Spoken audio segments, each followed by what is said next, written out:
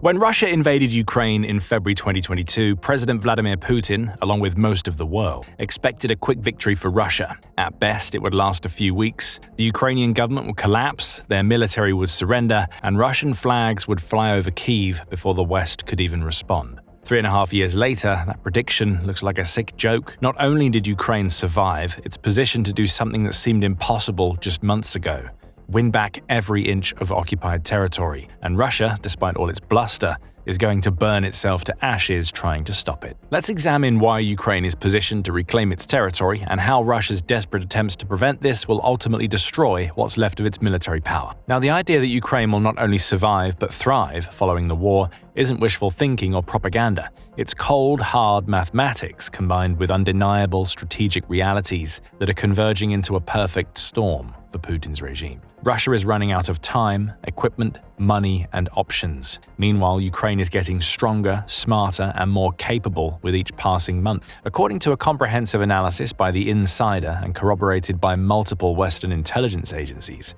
Russia has already lost more than half of its available military hardware, and most of the evidence is visual confirmations of successful Ukrainian strikes. Open-source intelligence group Oryx has documented close to 23,000 units of Russian military equipment destroyed, damaged, or captured since the invasion began, compared to Ukraine's 9,900. These numbers were calculated up to the end of September 2025, slightly over 43 months into the war. Even if we look at destroyed rather than just damaged equipment, Russia has still suffered some heavy losses. It's lost 10,300 armored vehicles versus Ukraine's 3,800. Considering that Russia started with between 13,000 and 16,000 tanks and 11,400 armored personnel carriers, this represents a significant loss. And these aren't losses that can be easily replaced. Approximately 50% of Russia's lost equipment comes from Soviet-era stockpiles that were amassed over decades in anticipation of a World War III scenario. Those stockpiles are finite, and they're being depleted at an alarming rate. As a quick reference, National Interest had suggested Russia had a stockpile of roughly 12,000 tanks in reserves in the early 2020s. Fast forward 5 years, and Russia had practically run through all of that stockpile and has been using up reserves.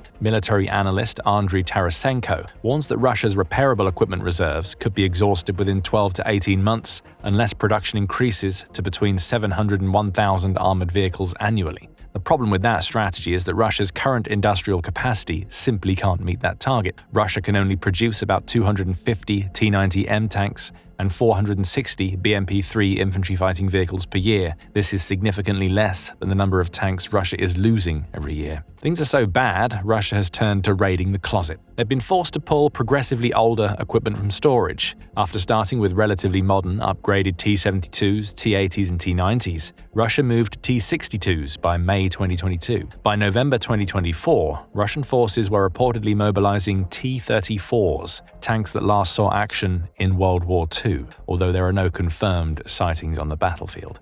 But even back then, the move to older tanks was considered a warning sign that Russia couldn't sustain this war forever without major strategic changes that would never really come.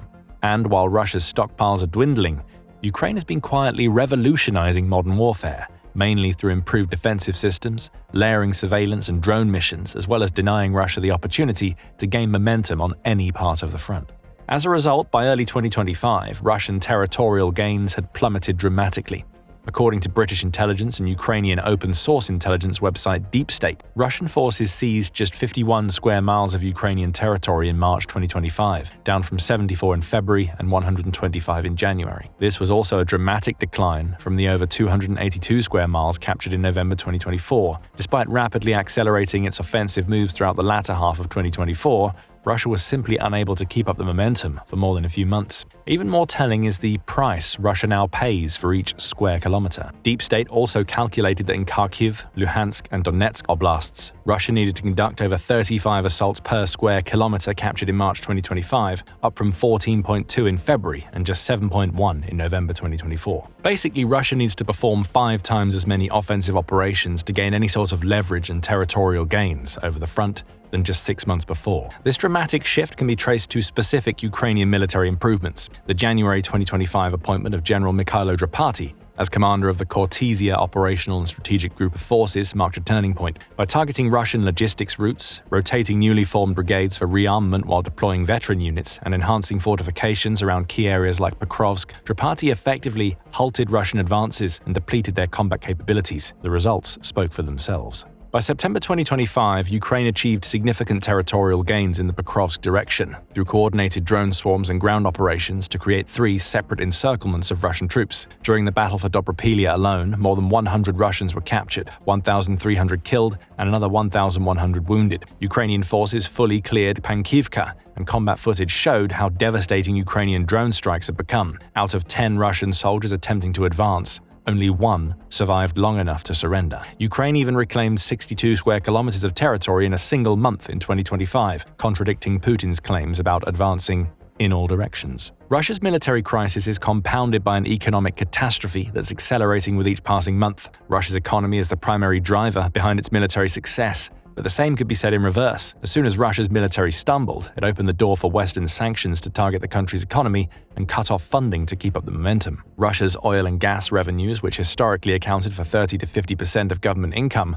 plummeted 35% year over year in May 2025. This comes in the same year as the defense spending devours 40% of the entire federal budget, a level not seen since the Soviet era. Putin has been forced to announce that military spending will be reduced by roughly 4.4% for 2026, essentially admitting Russia can't sustain the current tempo. But lowering defense spending gets even worse when inflation enters the picture. Russian inflation is officially only around 8 to 10% year over year, but some sources suggest that the actual inflation could be over 20% when accounting for disproportionate increases in prices of food and chemicals. Russia's liquid reserves are also running out, with some economists forecasting depletion by the end of 2025 or early 26. The Russian central bank has already warned of liquidity problems, while banks face a structural deficit that threatens to cascade through the entire economy. Essentially, Russia is artificially trying to manage its economic crisis with capital controls, rapid interest rate drops, and widespread government interventions in systems that are absolutely vital for the war effort and perceived quality of life in the country. Ukraine is also leveraging Russia's economic vulnerability with deadly results. Through systematic drone strikes on Russian oil refineries and fuel infrastructure,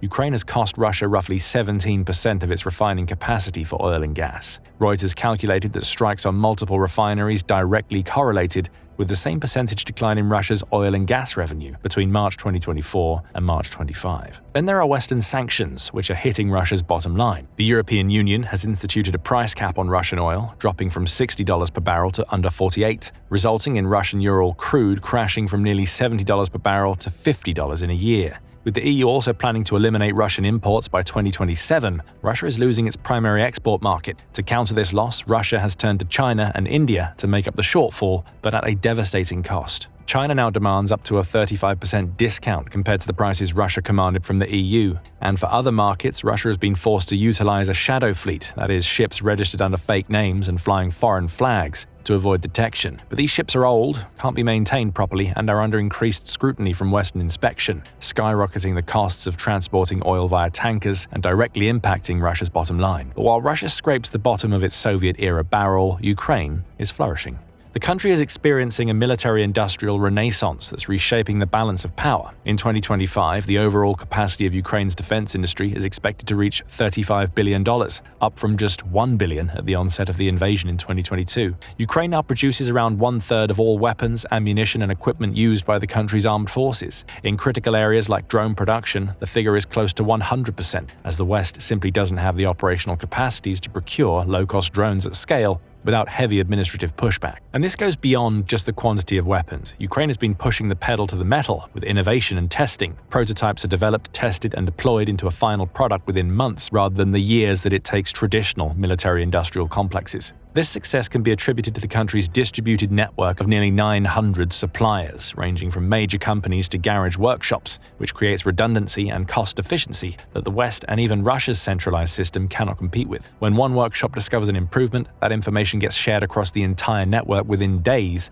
through systems like the Delta Information Coordination Platform. The results are visible on every front. Ukraine's drone warfare capabilities have revolutionized combat, with FPV drones destroying Russian tanks costing millions, with units that cost a few $1,000s each. Ukraine's naval drones have forced Russia's Black Sea fleet to flee from Crimea to Russian ports. effectively ceding control of Ukrainian shipping lanes and revitalizing the country's grain exports to pre-war levels in under 18 months. And then there are Ukraine's long-range strike capabilities. What started as modest drones performing surveillance work has now soared into operations that would target military compounds hundreds of miles into Russia's territory, destroying oil refineries, munitions depots, and even air bases. The pinnacle of this progress was arguably Operation Spiderweb, which reached 2,700 miles into Russian territory and damaged or destroyed roughly a third of Russia's strategic bomber fleet. Then there's the soldiers, or lack thereof. Beyond equipment and economics, Russia faces a manpower crisis that threatens to collapse its entire war effort. The numbers are simply unsustainable. Russia has suffered over 1 million casualties since the war began. Ukrainian government initiative I Want to Live reported that 281,550 Russian soldiers were killed, wounded, or lost in action in just the first 8 months of 2025 alone. Of these, 86,744 were confirmed killed, with almost 34,000 missing and possibly dead. Russia's daily casualty rate has also increased steadily. At the start of the war, in November 2022, Russia was losing 560 soldiers per day. In 2025, that number reached over 1,300. If this rate continues, Russia could suffer another 440,000 casualties annually, nearly half of what it suffered in the first 3 years. But beyond simply losing soldiers, the country can't really get more of them in time. Russia's monthly recruitment rate is either barely sufficient or slightly below what's needed to replace battlefield losses. Indicators suggest that enlistment rates dropped by as much as 60% from 2024 to early 25, and Moscow might not even have the option of replenishing forces with prisoners,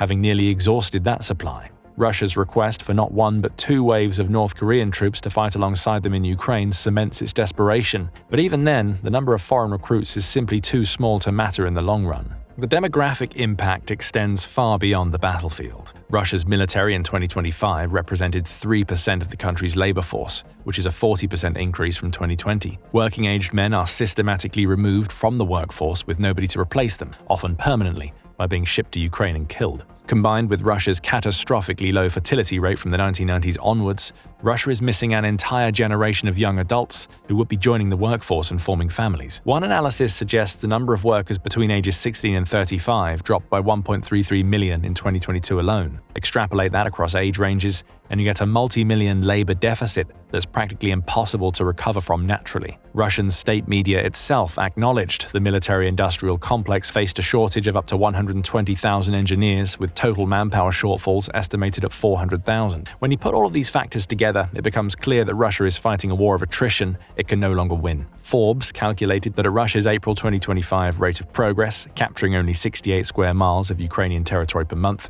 it would take approximately 230 years to occupy all of Ukraine. At the current casualty rate of 1,200 soldiers per day, that would require roughly 100 million Russian casualties. That's 70% of Russia's current population. Obviously, the war won't last 230 years. Something has to give, and all evidence suggests it will be Russia's military capacity, not Ukraine's will to fight. Let's go back to the military equipment shortages for a moment. Without armored vehicles, artillery, and air defense systems, Russia can't really conduct offensive operations in any meaningful way. To compensate, Russian forces have started to rely on meat-wave infantry assaults unsupported by mechanized infantry or armored vehicles, resulting in catastrophic casualties for negligible gain. Meanwhile, Ukraine's defensive capabilities keep improving. General Alexander Syrskyi noted that the Ukrainian military still controlled a sliver of territory in Kursk Oblast as late as June 2025, 10 months after the initial invasion. This was despite repeated Russian attempts to mount a decisive counteroffensive, deploying over 10,000 North Korean troops to the region,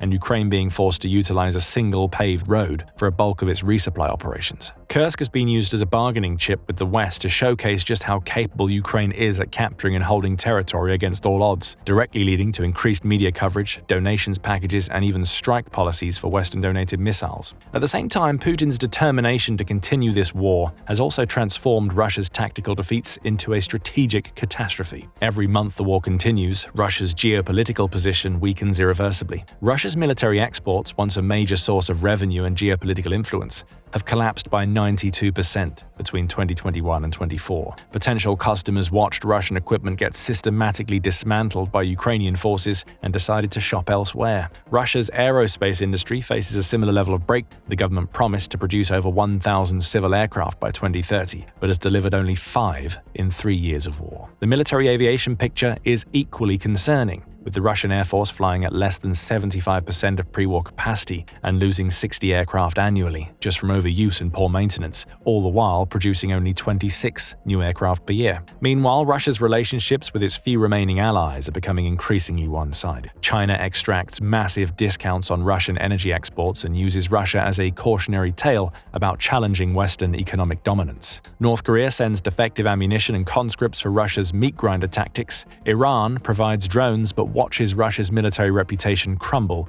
in real time. And despite that, Russia has failed to move any of its goalposts on the global stage. Once Putin decided to go all in on Ukraine, the West realized that Russia would likely never stop with the aggression. As a result, NATO countries sharply increased their defense spending. Sweden and Finland joined NATO to further cut off Russia's access to the Baltic seaports and reduce its military presence in the region. Germany has started siding with the US on spending up to 5% of its GDP on military and national defense, with roughly 30% of that being used on infrastructure and support systems that provide benefits to the entire Central Europe. The domestic political implications are equally severe. Putin has spent over 2 decades building his legitimacy around restoring Russian greatness and standing up to the West. Losing a war to Ukraine, a country he claims doesn't truly exist without Russia, would shatter that narrative completely. His inner circle of Siloviki, security service veterans, would face a stark choice: continue following Putin into economic and military oblivion, or remove him and salvage what's left of Russia's power. And considering how men of power like to cling to it until the bitter end, the latter scenario is getting increasingly likely. Right about now, you might be wondering how Ukraine actually plans to win back every inch of occupied territory. The answer is patience, preparation, and exploiting Russia's cascading failures.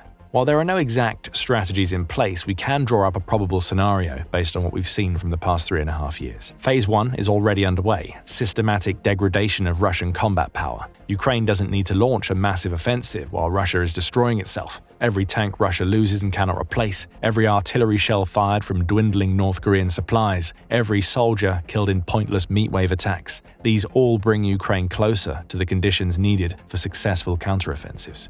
Ukraine's strategy is particularly effective by attacking what Russia can't easily replace: high-value equipment, logistics infrastructure, ammunition depots, and oil refineries. Each successful strike has multiplier effects. Destroying a single ammunition depot can reduce Russian artillery fire across an entire sector for weeks. Taking out an oil refinery reduces Russia's export revenue and domestic fuel supplies simultaneously. Eliminating S-400 air defense systems opens up even more airspace for Ukrainian aircraft and drones. Phase 2 will likely begin when Russia reaches its breaking point, probably sometime before or during 2026. Western intelligence assessments consistently point to this time frame for critical Russian equipment shortages. When Russia no longer has sufficient armor to conduct offensive operations, the dynamic shifts fundamentally. At that point, Ukraine can leverage its growing domestic military production, continued Western support, and superior tactical innovation to launch coordinated counteroffensives. The 2022 Kharkiv counteroffensive demonstrated Ukraine's capability to launch decisive attacks. Ukrainian forces advanced an average of 4.8 miles per day, liberating over 3,700 square miles in a matter of weeks. That happened when Russia still had substantial equipment reserves. Imagine what Ukraine can accomplish when Russia is scraping together T-34s and World War II-era artillery. Phase 3 would then involve holding liberated territory and preventing Russian counterattacks. This is where Ukraine's drone truly becomes key. Even if Russia somehow manages to reconstitute offensive forces, they would face a battlefield environment where every vehicle movement, every troop concentration, every supply convoy can be identified and destroyed by relatively cheap Ukrainian drones operating in vast numbers. The final phase of the plan is something that will be the most challenging: liberating Crimea.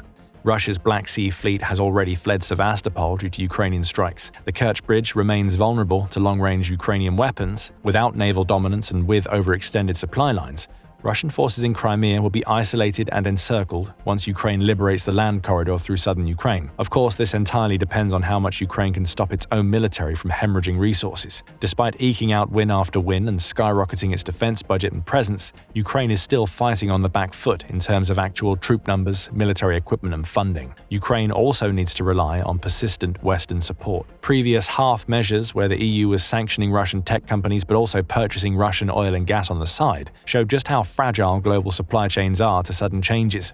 But given that Ukraine has proved time and time again the Western investments into the country practically multiply in results achieved on the field, it's highly likely that the West continues its own offensive on the Russian economy and supply lines. Beyond that, countries that share a border with Russia have a direct incentive to create a more aggressive approach to delivering prototype weapons to Ukraine. Reducing Russia's capability of waging war staves off the practically inevitable Russia-NATO conflict, which was at one point forecast for 2025, then revised to happen sometime before 2030. But if Ukraine does manage to win the war, Russia might not even exist to do battle with NATO next. Faced with a failing economy, Putin will be forced to essentially play by China's playbook, surrendering Russia's plentiful resources for cheap and likely returning to depend on Western trade to keep the country afloat, much like it did after Russia arose from the ashes of the Soviet Union. Until then, all we can do is watch and see how the events unfold. Thanks for watching, and to understand how Ukraine's innovative military strategies continue evolving, check out our analysis of Operation Spiderweb. And to stay up to date with the war's progress and other vital events in global geopolitics, subscribe to The Military Show for daily videos.